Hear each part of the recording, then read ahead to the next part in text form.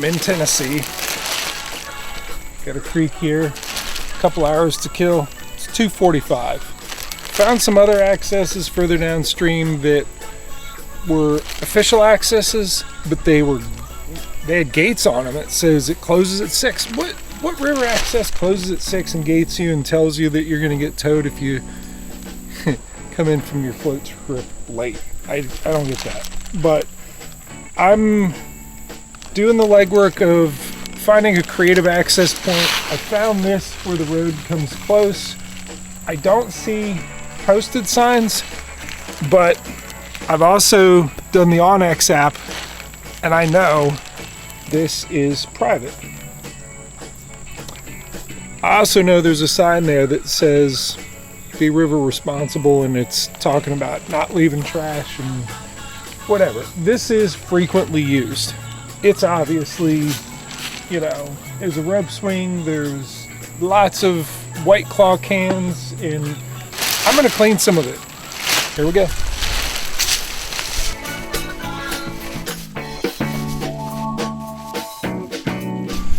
All right, so I may not always catch fish, but I always find trash to remove. Let's see what the goodies are.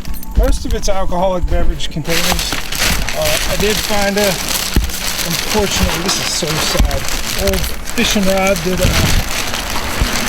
got busted. Got some fireworks. All right, got my boat ready to drop down in there. We'll go over that in a minute. I've set all my gear to the side here, and I will walk it down right there. That's an easier access, but I think this kind of blocks how I'm going to get it down there. So I'm going to go straight down, and it's at least 8 feet. It's going to be interesting. One thing I like to do when I park, I've actually moved my truck in some.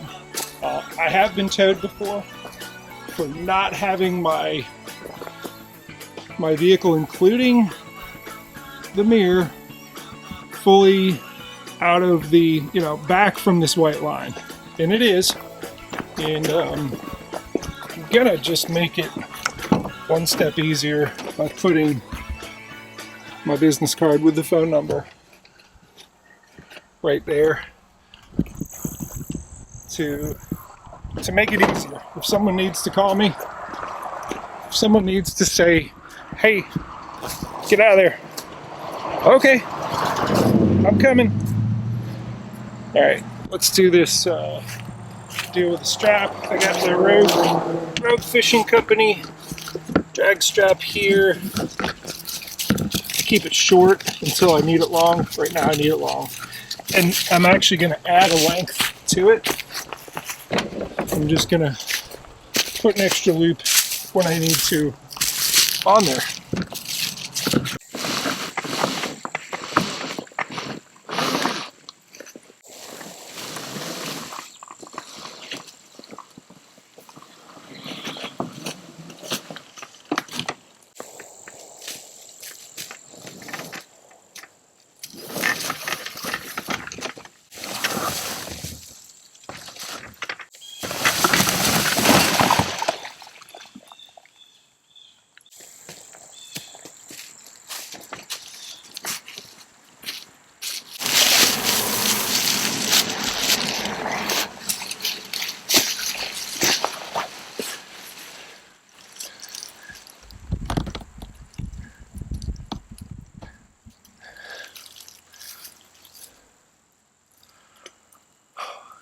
I gotta do this in reverse.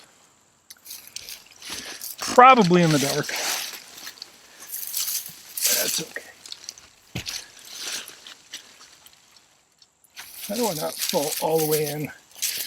I'm gonna get my boat underneath me. Give me a chance at sticking the landing. Think I'll do it? I don't either. No, don't go out there.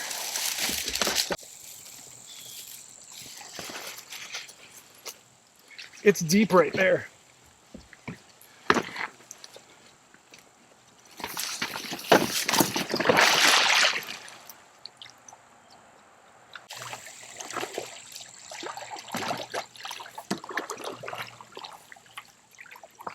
So it's 3:40 p.m.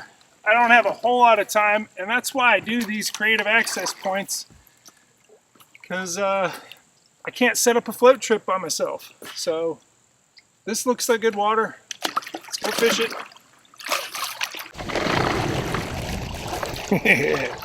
Had to bring that down the hill. So by the time I got everything loaded up from there, with my truck, see you later.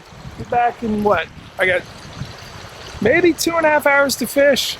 And I've looked at a lot of this creek from driving by. There's a whole lot of it that's just small, that's like dragging through riffles where even this may not, you know, scoot through with 2.5 inches. So, but this is a deeper pool, and I think I have faith in this pool. I just moved to fish there. In fact, that may be an easier way out right there. But in any case, I'm going to the head of it. Heads and tails of pools are active feeding areas, and that's where I'm zooming now.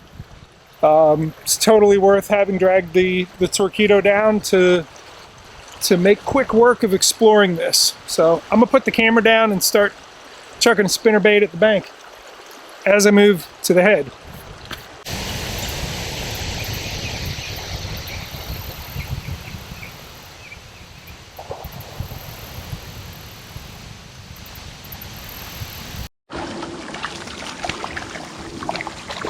Okay,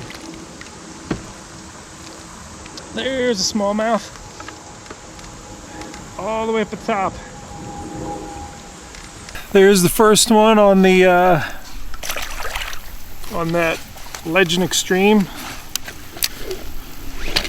Hopefully the first of, oh, I don't know, tens if not hundreds of thousands. This was also my first trip with this G Loomis NRX, and you know, this rocky shoreline up here just screams for that finesse jig. So we'll give that a go. Oh, little dinker. All right, if that's the size caliber fish we have up at the top, and it always is an active feeding place, but I don't know, it's not the size caliber fish that I'm looking for. So when you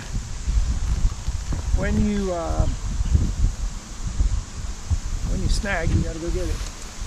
When you, I want to say, strike out at the top of the pool, the next best place to look for them is you pull back, and this has all been fairly shallow. But you pull back to the first example of deep water, and that is where I got that first hit on the spinnerbait. So I'm gonna go back. I did not do any finesse presentations on that spot. I'm gonna go back and put the scented jerk shaft. I'm getting pecked at here. Little guys. All right, time to pull anchor. And show you what I mean.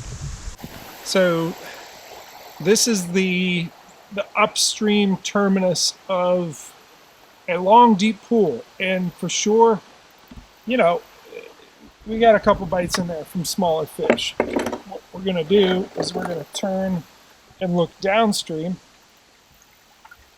And I got a couple bites here in these intermediate type things, but as we move down, you're gonna see that it gets deeper. It gets more still, but it's still shallow up here. We're going to move to the first example of deep water that we find. And really where I got hit on that spinnerbait was somewhere in that wood on that outside bend. And that's where the deep water starts. That's where we're going to go and do some finesse presentations, not just run a spinnerbait at it. On the way back down to that outside bend with the wood, it's the first example of deep water as you move down from the upstream terminus. I'm gonna put the underspin on them. That one is the trailer. So this is the 1/8 ounce that I make. You'll see that in the tackle crafting section, but that trailer is, what do they call it? The finesse shads. I've been looking for them in pearl. I can't find them. I found them in like a smoky shad. I found them in that shiner. Shiner's a great color with that gold head. What do you want, Blue Jay? What do you want? Why are you mad at me? I think you're just mad. I don't think you're mad at me. Ooh. Underspin. So this isn't the clearest of water, so I'm changing from that shiner to something that's going to give them a little bit more glitter from a little further away. This one is redfish toad. I think redfish toad might be my favorite 4-inch diesel minnow color. It's pretty good in a 5-inch scented jerk shad. I take it back. That was a... What are the sizes of diesel minnow? Is it 5 and 6 and 7? Whatever. The smallest diesel minnow is really good. In fact, that's the trailer that's on my my spinnerbait. Not a lot of activity here at the end of the pool either. I'm gonna drop down and see what the next pool has to offer. This, this one starts right here, so it's an easy drag back up. I don't mind dropping down and knowing that I got to drag back up because I'm still not that far from the launch.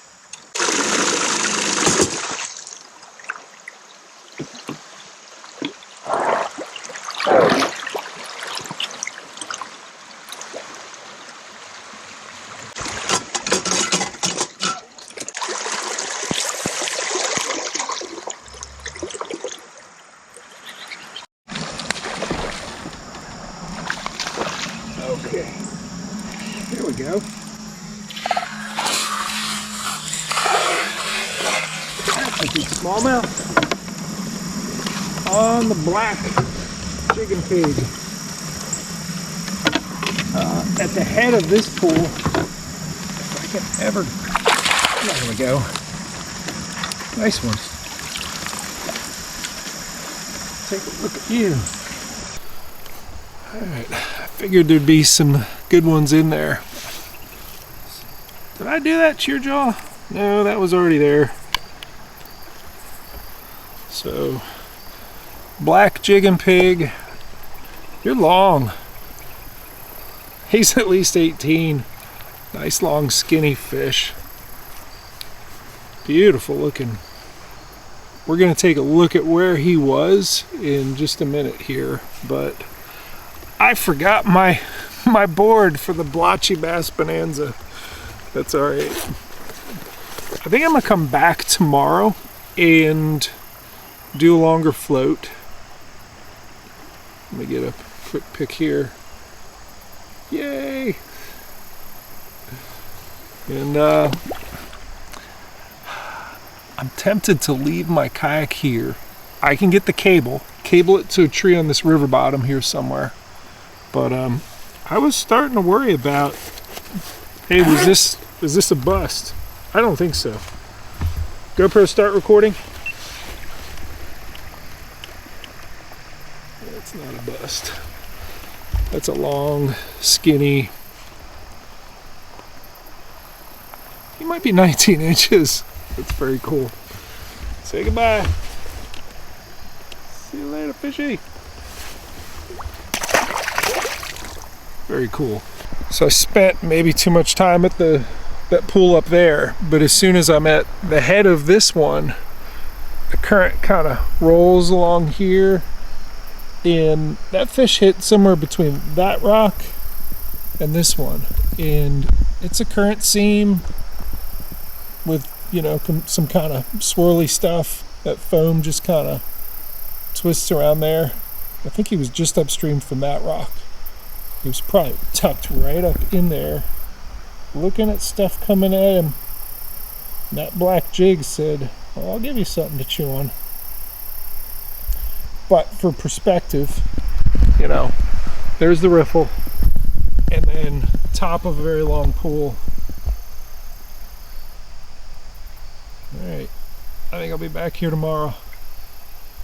I'm gonna keep fishing until it gets dark, but I'm seriously considering leaving my kayak here because, man, it was a rough access. It was not easy to get it down, and I do have a cable. I can take that cable and that long lock, and I think I can get something done with it.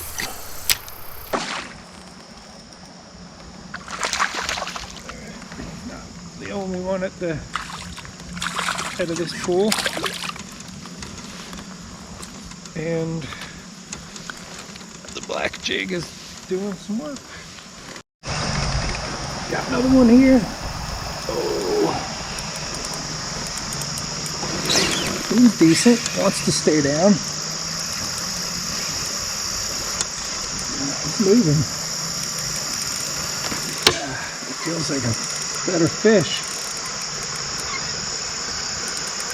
He's mad. He was in the same spot. Oh, he's off. Oh, he was a good fish too. Oh, it sucks to miss him. There's several good fish in here. I don't usually lose them on the finesse jig. All right, I've caught, I think I landed 3, and one of them was nice. One that I just missed a second ago was really nice. I never saw it. I never brought him up. I mean, I got my drag set, I think, appropriately, but that was a big fish that just wasn't coming up to the surface. So I have a pattern started.